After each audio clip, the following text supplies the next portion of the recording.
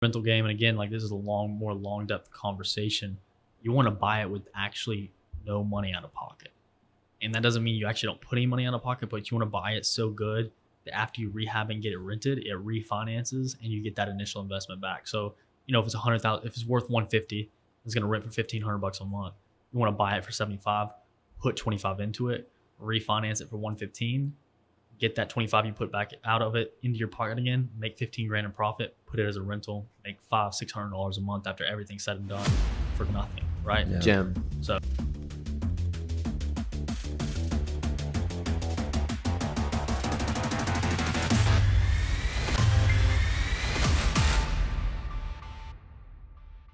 Hello, ladies and gentlemen, and welcome to the Hustle Up podcast. My name's Clint, I'm Jonathan. and today we're sitting down with Mr. Dawson Gant, real estate tycoon, serial entrepreneur. How many businesses do you have now? right now we're at 5 that I'm a managing partner in, and I own about 50% equity, and I've got another 6 that I just angel invested in, so 11. All right, so we have a few things to talk about.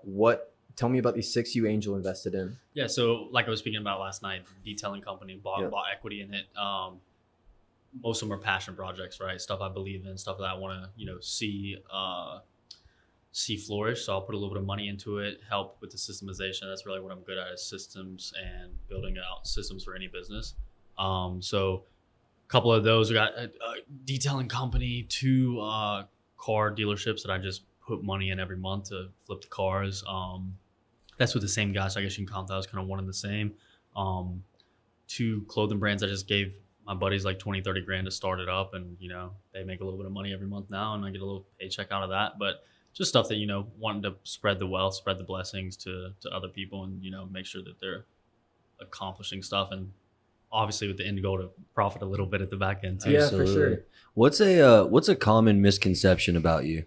Well, every time I go to a car meet, or because I've got a couple supercars, it's the trust fund, baby. Everybody thinks I come from money, or that my parents were in real estate, or my parents were entrepreneurs, and it's kind of almost like a argument to tell them, like, hey, no, like, my mom's a nurse, my dad's in sales, he makes like 60 grand a year. I'm the first young money, like everybody came from nothing. So that's a big misconception, or that I think that's probably the number one misconception, actually. It's just like I'm a trust fund baby or stuff like that. Sometimes I have fun with it. I'm like, yeah. So how did you get that initial if it didn't come from mommy or daddy, as it would be said, where did you get that initial startup capital to start your own thing? So I knew I was interested in real estate in college, kind of in high school actually, and I got my real estate license and started a wholesale company. The wholesale company didn't really take off. I started that in May of 17. You're 19 at this point, or still 18? 18. Just Wow. turned 18 in January of 17. Started the company. I was already doing stuff, got my license before May, started the LLC, I guess you could say, the actual brick and mortar company on paper in May. Used the agency money, I was just showing houses, doing anything I could do. Started making, 3, 5, 10 grand a month. And then the wholesale company started to flourish. I realized I didn't want to be an agent anymore. I wanted just to be an investor. But I mean, I literally paid for my licensing course, which was like $500 from Uber driving. So like I was in college doing that, trying to figure it out. One thing I want to note that's important, that what you said is you didn't leave being a real estate agent until the wholesale contract company was flourishing. Right. And that's something that a lot of people get confused with is, oh, I want to start this idea, I want to start this venture, and then they kind of quit everything and then go all in on that. Yeah. And I think with the way you just described it, the one thing I want to important note from that is, don't start something new and cut off the old thing immediately. You still need to collect your income and build into the other one. You got to take care of your bills. Yeah, everybody's got bills. Right? Everybody's got monthly expenses. So which we might keep the beginning of this. You started out with an awesome story. Gotcha. One thing we were going to get into though was you said you live pretty frugally. You got your monthly expenses down to $5 grand. Yeah. Do you know what all of those are? Oh yeah, for sure. So I own the place that I live in, but I still pay my company rent. So I've got a 10-unit apartment complex. So we'll count that as an expense, right? I count it. So I pay myself $1,000 in rent every month for a 2-bedroom, 2-bath apartment with a garage. You notice how he said he pays himself $1,000 in rent? Still though, it comes out of my personal W-2 and everything like that, because I'm now on payroll for my company.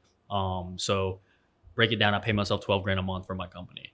The 7 I invest, with whatever else I want to do. I know my expenses are 5Gs. The other 7, I actually do it for fun stuff like stocks, whatever I want to play around with. Yeah. But the hard assets of the 5,000 is what actually goes out.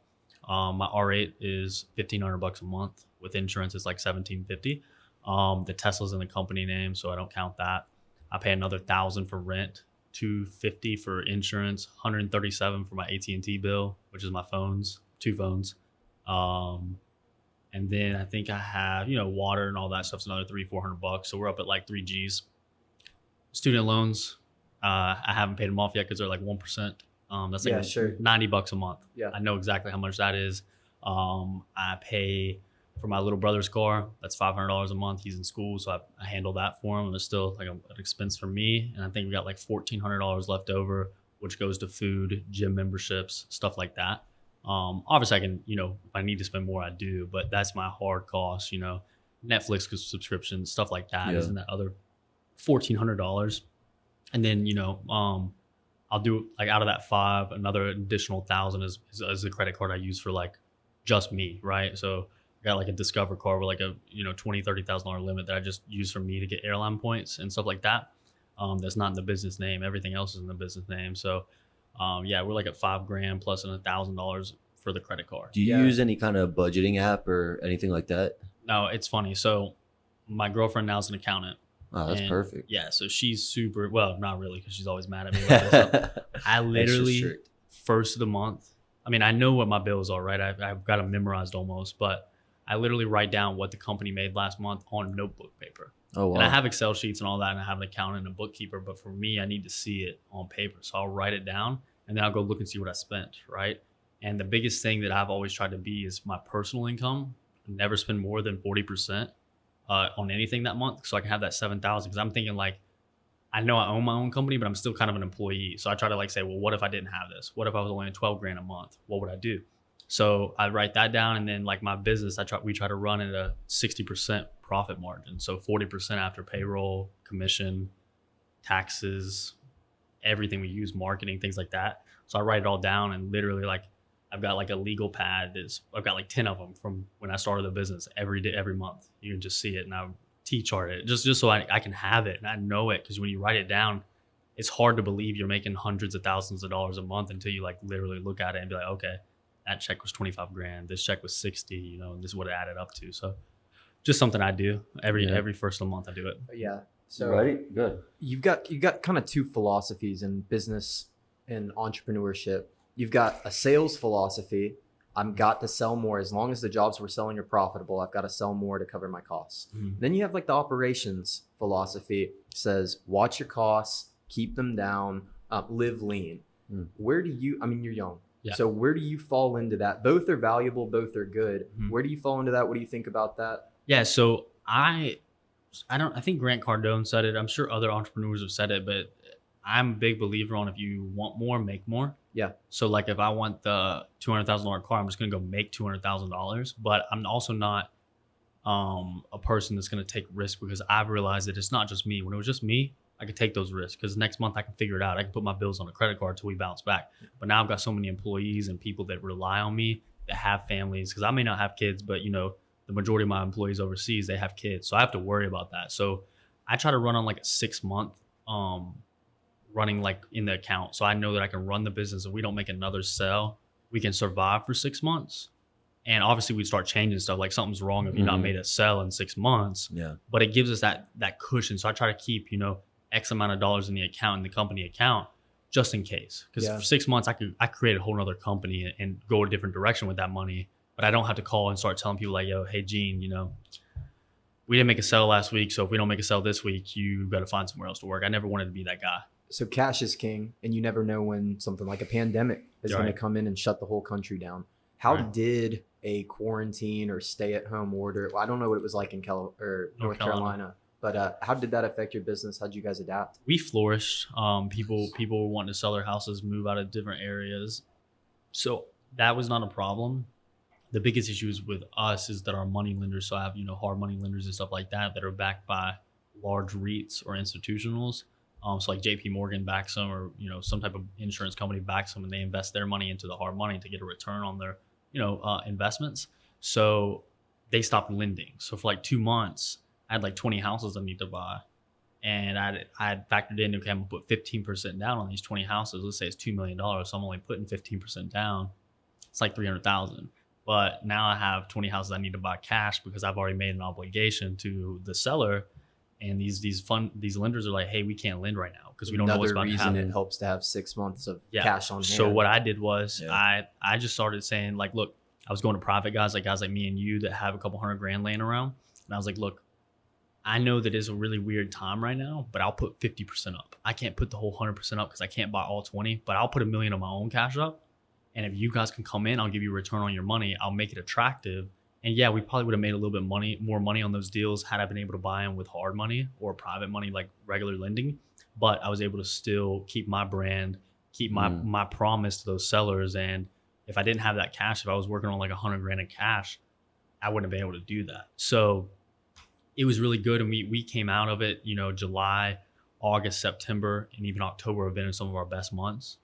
I made a post on Twitter, like we were having 6-figure days in September. Let's go. So like, it really compounded, but a lot of guys that I know were shutting shop up. They're like, I don't know, we're just going to stop for 6 months. And that gave people like me a lot of time to get in there and get that market like control. I took over a market. We opened up in Texas and like some people were stopping. So it gave me time to kind of wiggle my way in because I was still throwing money. We were still marketing. We were still, we were actually growing during that time. So yeah, it affected us, but if anything, it just solidified my principles of keeping money in hand and keeping those relationships with people that are willing to not really invest in real estate, but invest in me. Because and then also showing them that, hey, I'm willing to bet on myself. If I'll put half the money up and I'll put my accounts to zero, sell the watches, sell the cars to make this happen, then you can rest assured that I'm gonna make it happen. So, it was a good learning factor for everybody involved, I think. That's awesome. Let's talk about scale real quick. What's your process like for expanding into a new city? Yeah, so I used to have a lot of people in-house. Now it's a lot of virtual. So we're already running virtual. Like we don't go on appointments and stuff like that. If the numbers work, I know what the rehab's going to be. So we'll just make an offer. Really, my plan in any market. So we opened up in Texas. I just threw 10 grand at it. I was like, if we can make a deal, even if it's a $10,000 deal, but make our money back, I'll do this market. So we just, my marketing, anything like that, I just start a campaign for that area. Obviously I find out, research the area, make sure that it's an area that people are flipping. We're not going to Nebraska, but going to where an area is hot, talk to realtors in the area. And then I just throw 10 grand at it. So what does that mean? You throw 10 grand at it. So like, is that like TV ads? We do a lot of marketing. So like a lot of ours is very aggressive outbound, cold call, text, Facebook ads, anything you can, mailers. We'll send out mailers. I'll just allot 10 grand and be like, hey, kind of like playing the lottery. Not really, but an educated guess. Like I'm not going to think about that 10 grand. If it burns up, it's all good. So because that's a reasonable risk for me. And 9 times out of 10, like we came down to Atlanta, it was not successful. We only made 15 grand out of that 10 grand. And I was like, it's not the market for me. We went into Texas and within 2 weeks, we probably made 40, 50 grand. So I was like, okay, this is a market that I can actually invest in. So obviously we'll up the marketing. But and what does that mean? So when you're running these ads, who's responding? What do the ads say? We're marketing to distressed sellers. So people that maybe inherited a property, behind on taxes, it's an old house. Literally anyone that has a house, we're calling. So unless it's, they bought a 2020 brand new construction, I'm not interested in that. But we have our buy box, our criteria, and I'm marketing out to those people. And it's just basically like, hey, my name's blah, blah, blah with this company. We're buying houses in the area. I'm going to buy cash. I need to buy 2 more. Are you interested in selling? And, it's a numbers game. It's just like anything. You might have 100 people respond and 3 deals come out of that, but they're $25,000, $30,000 a pop. How do you pipeline them? Like, how do you find them? How do you find the people that you're reaching out to in the city? Are there like, I'm sure like, or it's the same thing for you. Like, how do you find the people who may need new roofs? Is it all, you just kind of scattershot door knocking or? Like he said, we also have a criteria we're looking for. So you can tell damage from the road. You can can see how large the house is. But my guess would be you're putting out ads that say, hey, do you want to sell your home? Yeah. Right? So they would respond to you. But you have to have data to use for targeting those ads. Yeah, if you're trying to run a lean company, but I push my marketing very hard. So yeah, we'll run a criteria of like, I don't really want to touch 1-bedroom houses. So it'll be 2-bedroom, 1 bath and up. Are you rocking with wholesalers, or are you? We'll buy from wholesalers too. Yeah. But we wholesale. So the majority of my business up until last year was strictly wholesale. We were just signing the paperwork and handing it over. So we'll have a criteria, like built before 19 or after 1960, whatever fits for our buy box in that area, so that I know that I would at least buy it if it's a good deal. So I'm still gonna make commitments to sellers, and then we'll reach out to. We're calling 50,000 numbers a week, and that equates to about 15,000 homeowners. Do you have any problem with employee retention? And once they learn how to do this effectively, why don't they go be Dawson? Well, they can be. That's why really in January I had some theft within my office, and it happens. I learned a lot. So we're running a lot virtual. So I have 2 or 3 guys in the office that, have seen that, and when that happened, they were more upset than I was. I was like, fuck it. It's the game. Congrats. I hope you do well. Don't like stealing, but you can go wholesale. That's one of the things I would talk about. It's possible, but it's very hard to get consistent. You've got guys, and I would say myself too, 10 deals a month is very tough to get to. You might have onesie, twosie deals a month, 1 deal a quarter, and that's still good money, 10, 15 grand a quarter, still almost 100 G's a year, Yeah.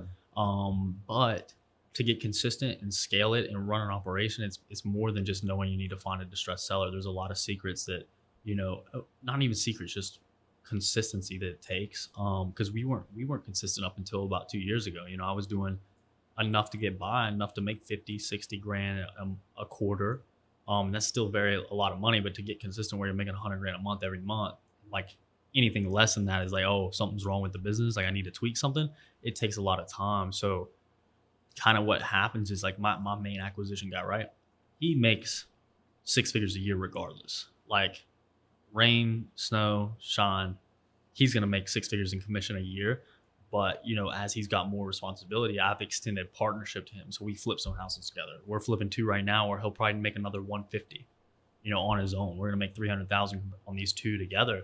So why would you want to go start his own thing? There's no risk. He knows he's going to make 100,000. He has the potential to, we find good flips, we'll keep it, to make more than that. So yeah, maybe he can go make $1 million, but his risk, he's only really making 600,000 after you pay everybody. Why leave the infrastructure that's already there? Right. Same thing. Unnecessary liability. Exactly. You got a car salesman that's in finance. I got a buddy in Charlotte.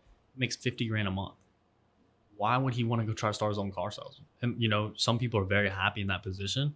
And if you provide incentives and partnership, because a big concern we've talked about is okay, well, what's next? So he's buying rentals now, and he has all the infrastructure. He's getting the best deals rather than going and trying to start his own thing.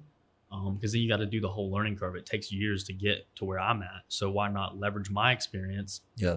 Leverage my expertise, and I'm gonna let you win too, because I don't want all this by myself, So well, it takes a special kind of person to be able to do that. For me, it was when I was coming up. I was telling you the story last night. I had to step aside as CEO of my company when we pivoted, and it was for that reason you're talking about. I wanted to absorb the most experience from the most experienced person I know, and then use that as a catalyst to be the best I can be in the future, but also sharing the fruits of the labor. So if you've got, and it sounds like you build a culture where you build them up, and instead of try and keep them suppressed into or locked into a certain position. Yeah. Which, by the way, he stepped aside to hire the former CTO of Microsoft.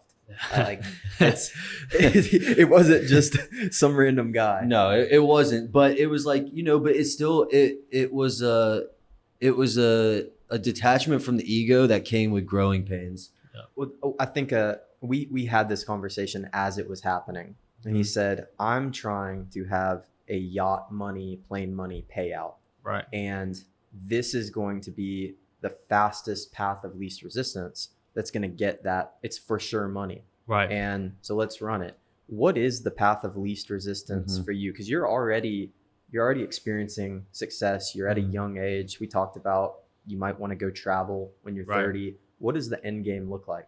So, I'm always buying rentals. That's a great cash flow situation when we're flipping. But in the next 3 to 5 years, when we get an apartment syndication, which is basically, pulling money together like Grant Cardone does. I've got the pool of investors that want to do that already. So my vehicle is real estate, and I'll always park money in real estate, but that doesn't mean that I don't want to go angel invest in a new tech company or do anything like that has the benefit of having a big payout, right? Yeah. So that's what I once I started making a lot of money, I was like, yeah, just like roofing, right? You're chasing a bag every time. If your guys don't go out and knock on a door, you're probably not getting a paycheck, right? If you're not making a sale. Same thing with real estate. We're not selling, we're not making money. So I was like, okay, say I make 100 grand this month, where can I take 50 of that and put it away for 5 years and then get a phone call and be like, yo, we just sold to Google and we're good to go. Here's $5 million. So that's all my long game. I want to be heavily invested, but not just with anybody, right? Heavily invested with people that I would have a beer with, and people that I like, they're so pumped up about it. They get me pumped up about it, and I don't even know what they're talking about. Yeah. So I've invested in, smaller businesses, the detailing company and stuff like that.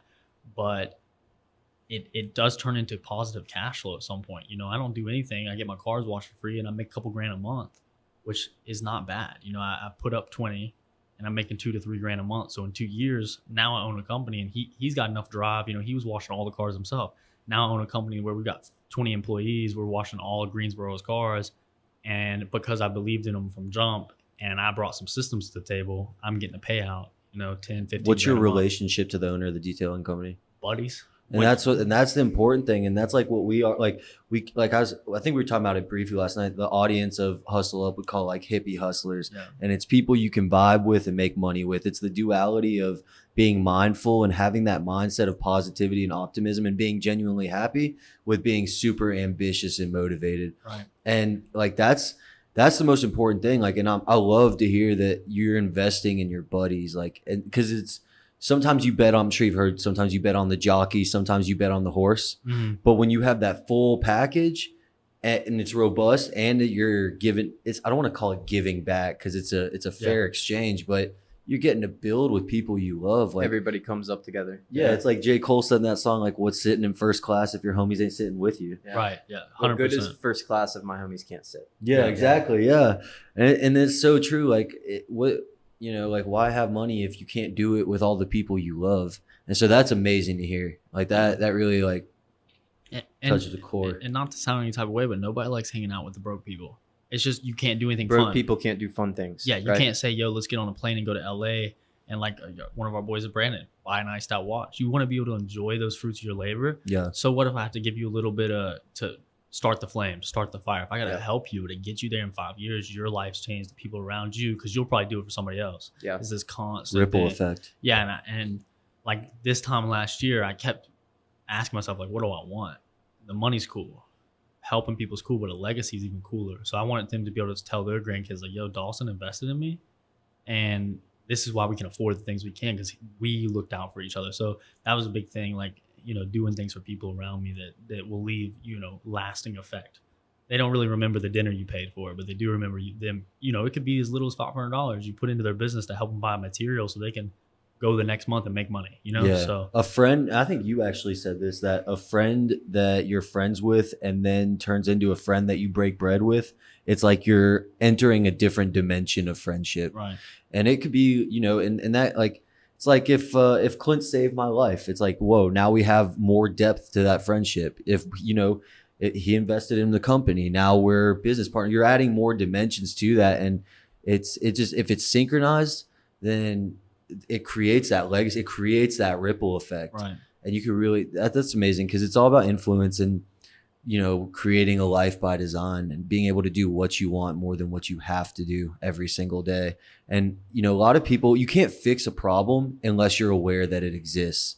And I think that's the biggest issue, is a lot of these people, like, they don't know that they can live the Dawson Gant life at your age. Mm-hmm. They don't know that you can be the Clint Crow life. You know what I'm saying? Like, it's not that they choose not to, they just aren't aware that you can actually use your mind to create your reality as opposed to your reality creating your mindset. Nobody ever told them it was possible. Yeah. And they didn't know anybody that made it possible. And that's part of why we wanted to bring you on. What's the story of the Olympic runner? Do you know what I'm talking about? Do you know the story is like, there was like the fastest mile time or something and nobody could hit it. And nobody the 4 minute mile. Yeah. Yeah. It was Jesse, and I forget his last name, right? Jesse Owen. Yeah. And he did believe it was possible, broke the 4 minute mile. Up until that point had never been done. Yeah. People didn't believe it was possible. Right. a month, less than a month after he broke the 4-minute mile, 2 other people did it just because they knew it was possible. Yeah. And that's so crazy. Like, and that's what you're essentially doing for these people is, you know, I want to do this, but I don't know. Oh shit, Dawson Gant did it. Yeah. It's possible, and we can do it. Yeah. And if you think about it, 3 years is not that long to change your life. You've got the rest of your life to live. If you've done this in the past 3 years, somebody else could potentially do it too. They just have to have the drive. Yeah, and I mean, there are kids doing it. So, like, I mean, I'm friends with a buddy in Arizona. He was 17 when he started. So, Wow. I think a lot of it is not allowing society's excuses to be your excuses. Because, like, sure, real estate is an old money game. Like, most people know that are wealthy in real estate are old. And if I would have been like, oh, okay, I need to wait till I'm 30 to start getting into real estate, I'd be 10 years behind from where I was now, or 12 years behind. So I was like, my biggest thing was I knew the lifestyle I wanted to live. And I was looking at what could take me the quickest there. And I tried other things, tried, cryptocurrency, and I did good in it, right? But I found real estate, the vehicle started rolling really fast, and I was like, I'm going to hold on. So, I mean, you just have to take it. And like, if I have to be the prototype for all the other 18-year-olds that want to go now and do it, great. Because it's not going to affect my bag. If anything, it helps. We'll collaborate. So, there's a lot of it for me was just shut up and do it. You can YouTube it, you can Google it, but you can do it too. I really want to get on one arm, just breathe tattooed, and on the other arm, Google it. It's like the mindset and the action, just the reminders because it's so true. Like when I learned video editing, like my CEO, dude, like he said, he's a genius. And what he's told me, anytime he wants to learn something new, the first step he takes is he gets the 30 top books on it, consumes every page of those 30 books, and then starts to put it in practice. For me, I got Adobe Premiere Pro and wanted to learn video editing, and just like would YouTube individual things, like how do you make a transition here? How do you make a transition there? So there's different ways of learning things. So my question to you is, when you want to learn something new, like when you're jumping into crypto and that shit is the Wild West, there's anyone who says they're crypto, geniuses at that point, it's like, it's just branding at that point. Yeah. So how do you, when you're going a new direction, what's your initial learning steps? So I'm a big guy to just implement. So I'll learn, just do it. Yeah, like literally, because I'll learn from my mistakes. Right. And I know that I have enough drive. Like if I was doing it wrong, I'll stay up, or I'll continue to throw money at it until I do it right. And then I'll decide, okay, maybe this isn't for me, but I'm gonna succeed at it to some extent before I quit. So I don't like to win as much as I hate to lose. So I'm willing to do whatever it takes to succeed in my book. If that's staying up, learning crypto or whatever like that, it's what's going to be taken, to do it. So I'm also big on leveraging experience. So like I'm humble enough. I don't have an ego. Like I'm sure he knows a lot more about roofing than me, obviously. And then what you do. I'm going to call you up and be like, look, man, like what can I do? What do I have to pay you to learn? Just associate the words live stream with what he does, live stream. But it's so much bigger than that. We were talking at the club last night, and I was like, it is. I feel like that's kind of demeaning. That's just called live stream. It's like live streaming on crack. Yeah. So, but like I have no clue. Only live stream I know is how to Instagram live stream. You know what I'm saying? Right. So if I was trying to get in that space or needed something, I would call an expert and be like, okay, how can I leverage my experience to do a trade-off, or what do I need to pay you? I'm okay with paying for education. Yeah. Because it fast tracks it. I'm sure I've made a ton more mistakes than someone that's never started real estate. And if they want to pay me an X amount of dollars to say, hey, do this when you start, but watch out for this, because that's where I messed up at.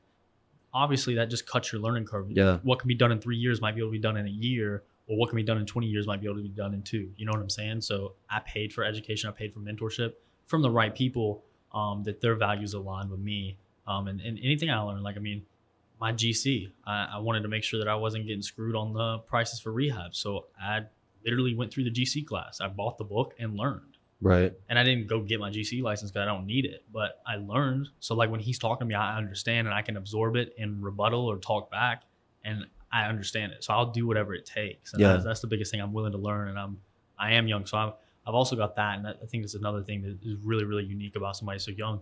I can lose it all tomorrow. Yeah. And I have so much. I'm 21.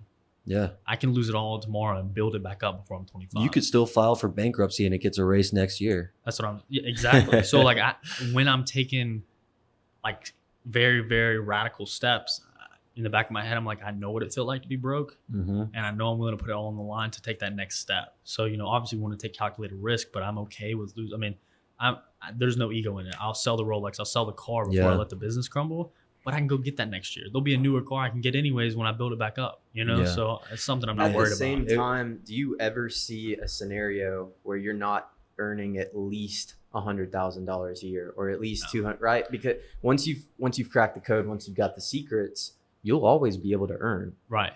And even if you go all in on like that's a good point, because that's that belief to do what you're doing, and what you're doing really like gave me goosebumps, because I was thinking of Elon Musk, how, this is a guy who came from South Africa, was poor, read, learned, one of the smartest guys, worked his ass off building up PayPal. Yep. So fine. You imagine that you start a tech company, you come from nothing, you work your ass off, it gets acquired, you walk away with X hundred millions, and then you spend all of that money, every cent, you become poor again to start Tesla.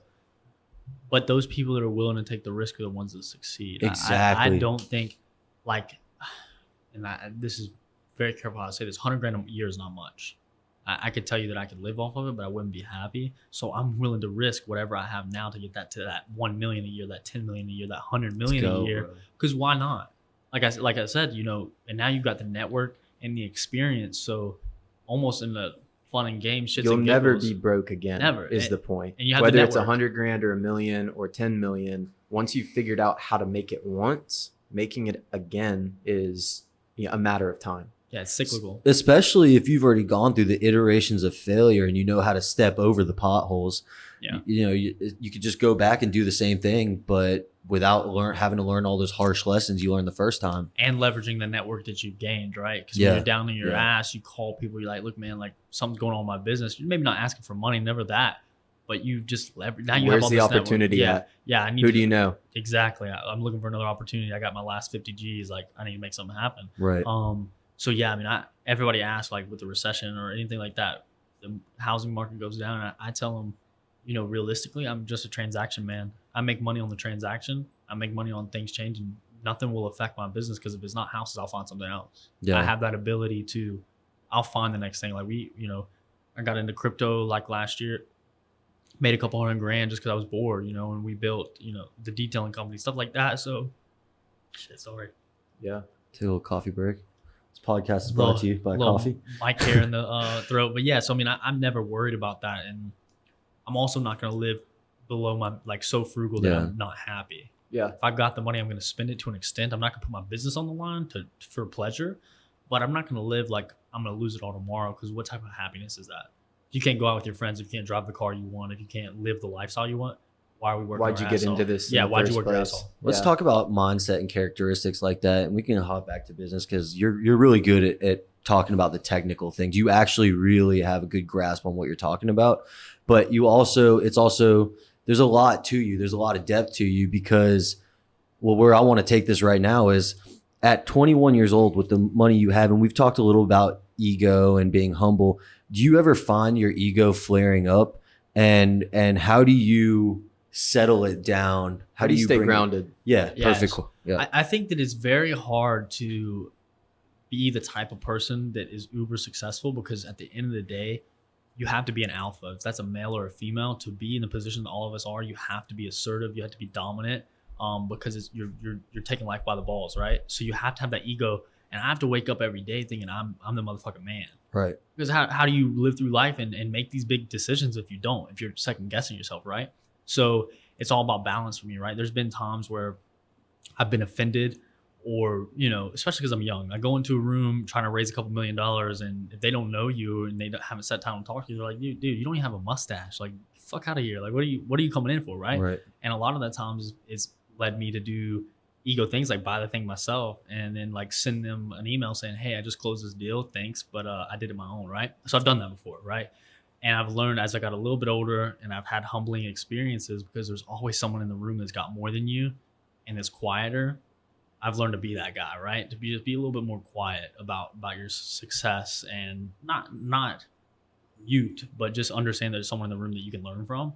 So, I've been humbled, and I've done stuff that, like, because of ego, and I've learned my lesson on that. Yep. But it's always a learning experience for me. Like, so I don't have a 100% answer other than I always try to take a step back, and Well, you said last time we were talking, you said you meditate. yeah. Why is that part of the reason you meditate, is to make sure that your ego is something you can use as a tool and not something you overuse and it becomes inflammatory? Yeah, I think making sure that it's confident, not arrogance, right? Like that. That's a big thing for me. And, Good and distinguish. the meditation, like I said, I don't really have a routine. I just sit in my master closet 15 minutes, and anything can happen in my mind right there. Sometimes, like Chris was talking about, I'd fall asleep. I've fallen asleep in that 15 minutes and my timer goes off and I'm like, I needed that. Something that was for me. But other times, I think about things that happened during the week and how could I handle it better. I think the biggest lesson I've learned that has just skyrocketed me as a person and in business is how to just step up and say, yeah, I fucked up. That was my mistake. What's the most recent time you had to do that? What was it? Oh, I misquoted a fucking flip we had, and it was an apartment, 75 units in Lubbock, Texas. I wanted this deal so bad, and my acquisition guys, man, it doesn't look good. And I was like, man, you don't know. I know, like, it looks good to me. I want this 75 units. Yeah, like, I wanted it so bad. And he was like, man, and he's very good at Brandon. He grounds me, right? I'm very balls to the wall. He's a very chill guy. I don't think I've ever seen him pissed off.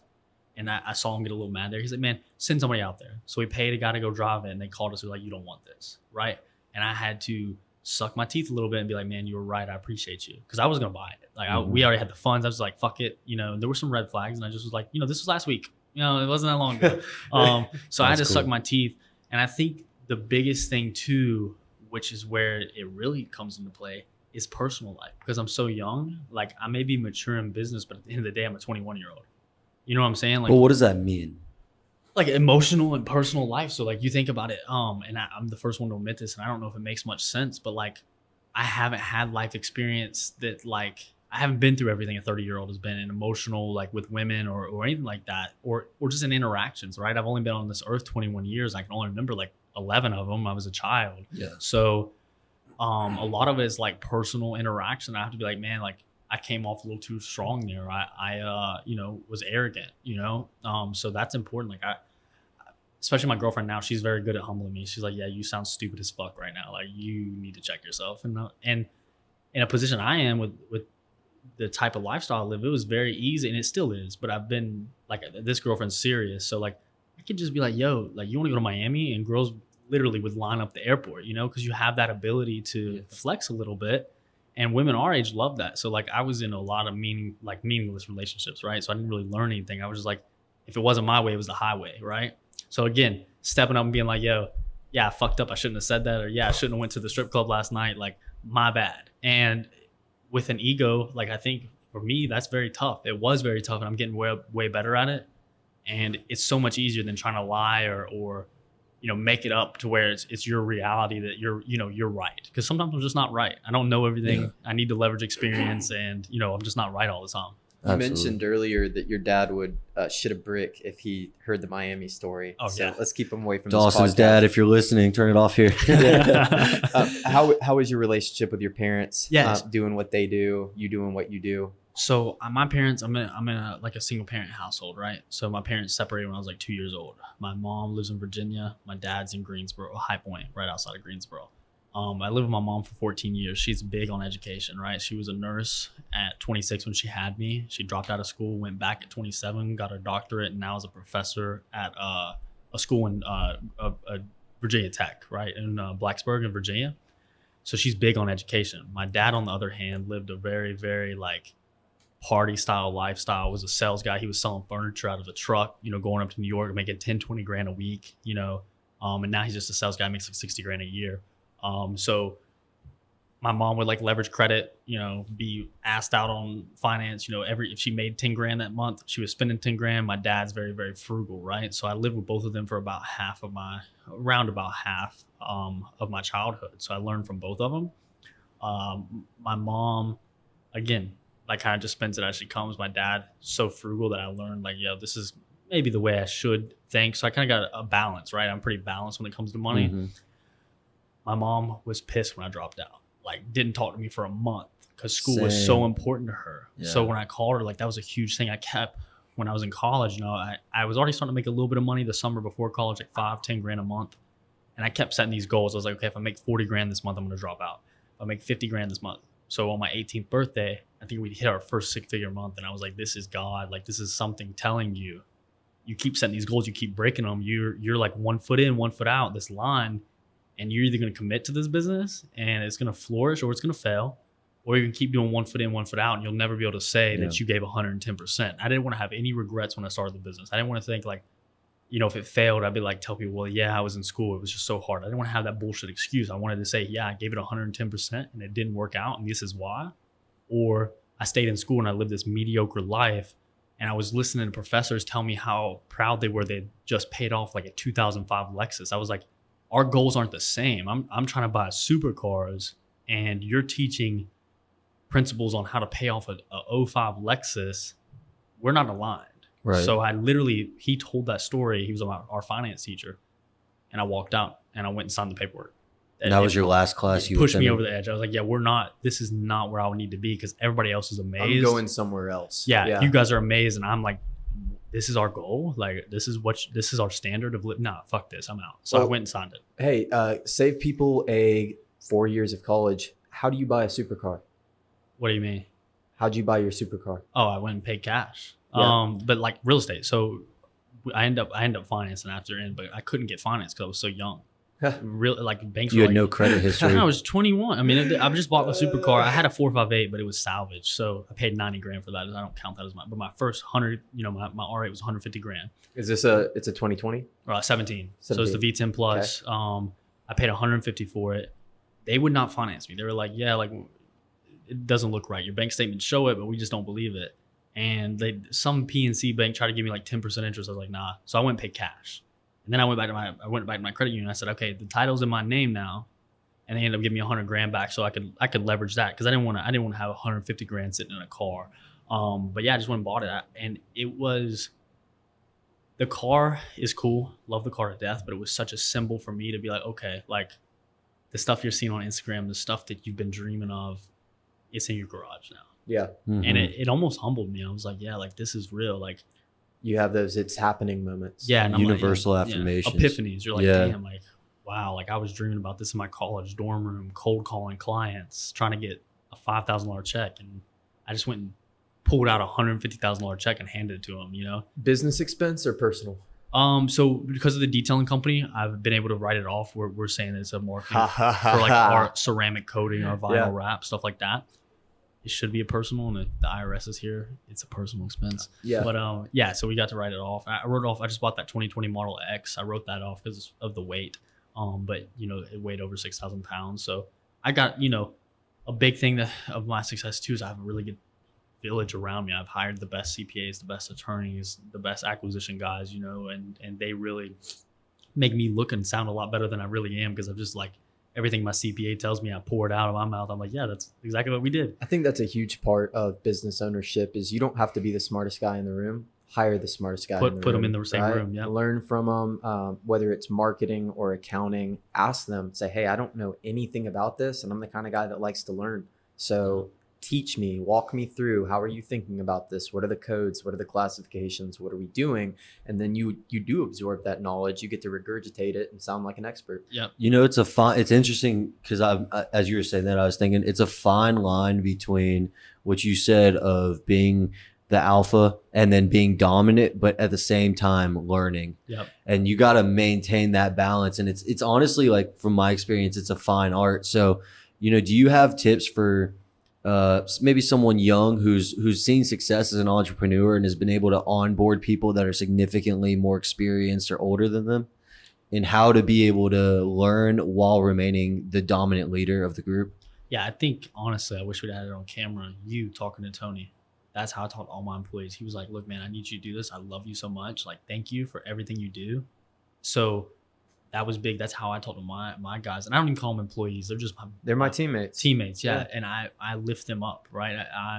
I know when their kids' birthdays are. I know when their birthday is. I know when they're like, my guys come to me about relationship problems. They're my family, right? So it was probably egotistical. If you got an ego and this guy's way better than you, you get scared. But when you know that they're on the winning team and they love you too, and they're willing to put it all on the line for your company, like Brandon, we've been short 20 grand on a flip just because of funding going in and out, you know, and like maybe the next day we're gonna get a flip money back. Stuff happens. He'll come bring the check in. You know what I'm saying? So like he doesn't care about who's the business owner.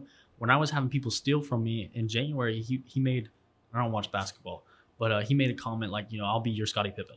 I don't care. That's a big compliment. I don't have to be the star player. I will be your number 2 man because I see your vision, right? So if they believe in your vision and you're so passionate about it, I don't care for the fame. I don't care for the spotlight. I'd rather put him on stage. Yeah. But he doesn't want to be there either. You know what I'm saying? So it was never like, I'm happy that I found him. I'm happy that I found my CPA. I'm happy I found those team members because I'm like, fuck yeah, I got him.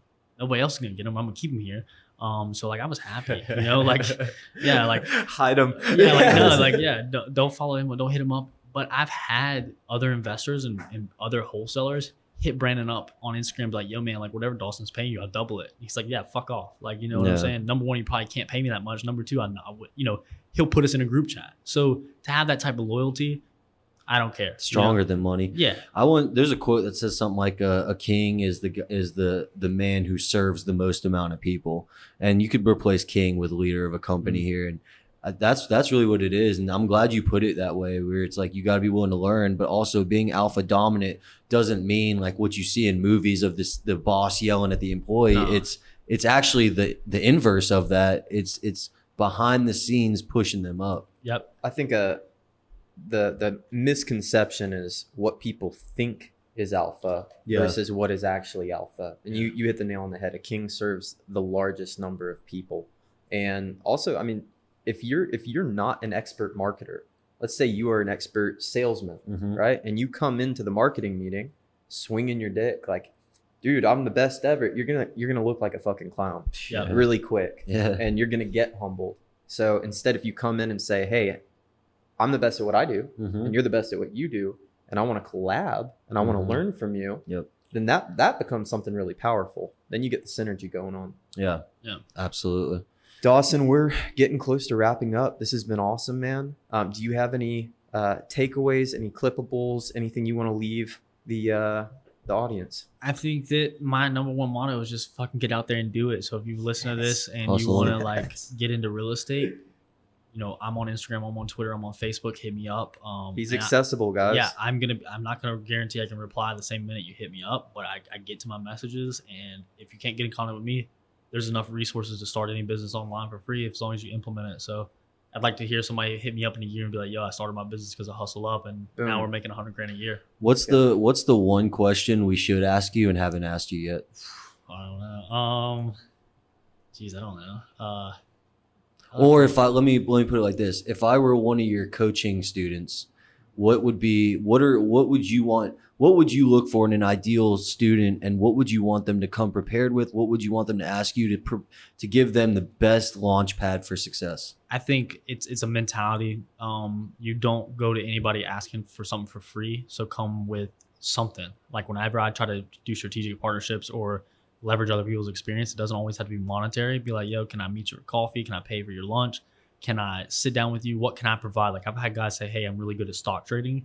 I'd like to learn about real estate. Can we teach each other? You know, so come, like, regardless if you come to me or anybody, just be prepared to put either time, money, or sweat equity into something if you truly want it. If you don't, stay at your job. And that comes down to daily life. Don't show up to a party empty-handed. Correct. Yeah. If we're going to have a lot of people in the room tonight who have 25, 50, 75 grand chilling, not working for them. Right. How could those people do some type of investment in real estate? So, you know, personally, I offer a lot of returns on money. So like, you know, it's nothing because it's asset based and there's really no risk for them because they're going to have an asset on 50 cents on the dollar and they're lending against that. You know, I do like 12% annual returns and a 2% at origination. So if you got money around and you don't want to do anything, I do it for friends and family. Everybody's my friend. So I do something like that. But, you know, it depends on your long-term goals. If you're looking for cash flow, take that 75 grand and buy 3 rentals, fix them up, get your money back, buy 3 more. You know what I'm saying? So, you know, if you want long-term stuff that in real estate. Let's touch on that. You got 75 grand. How do you buy 3 rentals? 25% down on $300,000 rentals. They're going to get you $1,500 a month. Each? Yeah. And now you pay your mortgage and stuff. So you're not taking home $4,500, you're taking home probably 15 to 2,000. Okay. But if you're in the rental game, and again, like this is a more long depth conversation, you want to buy it with actually no money out of pocket. And that doesn't mean you actually don't put any money out of pocket, but you want to buy it so good that after you rehab and get it rented, it refinances and you get that initial investment back. So, you know, if it's 100,000, if it's worth 150, it's going to rent for $1,500 a month.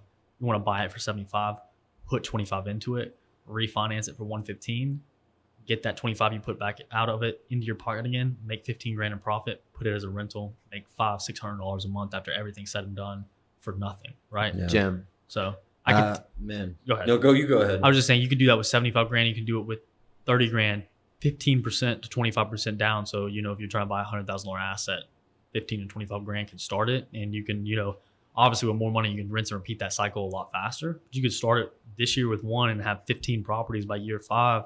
And they say 15 to 20 is 6 figures a year if you do it right. And that's another 6 figures a year. You didn't do shit. And then in 10 years, you sell it for the appreciation game and restart it with another 20 properties. That's amazing. Or a 75 unit In apartment Texas. complex. Yep. Yeah. Well, guys, man, so when Clint told me that we were going to have you as the headliner of the event, you know, I saw your Instagram and I was like, man, I hope it's not another Ty Lopez. and then I listened to you last night at the sponsor dinner, get vetted by everyone at the table. And Clint's vet is already off rip. Yeah. I try, you know what I'm saying? And when he said, when you answered the questions as eloquently with as much knowledge and confidence as you did last night, In all of 2 minutes to respond back. it was amazing. And I honestly can truly look at you now and say that don't think we could pick a better speaker for Cut the Cap, Become a Student of Life. At the age that you've done things, at the knowledge and experience levels you have is truly amazing. And your outlook at life is vastly beyond the age of 21. And so it's an honor to sit at this table with you. I appreciate you taking the time to come. You guys, where can people find you? Yeah, so it's Dawson Gant on Twitter, official_Dawson Gant. That's probably why you thought the Ty Lopez thing, but I couldn't find Dawson Gant. So official_Dawson Gant. Those are best 2 ways to get in touch with me. And yeah, just hit me up. And, you know, I do try to share some gems on Instagram when I can. We're in a big growth phase right now, so I haven't been on Instagram as much as I want to be. But, you know, that's how kind of you can tell the cap from the real shit is I don't have time to be on Instagram. Yeah.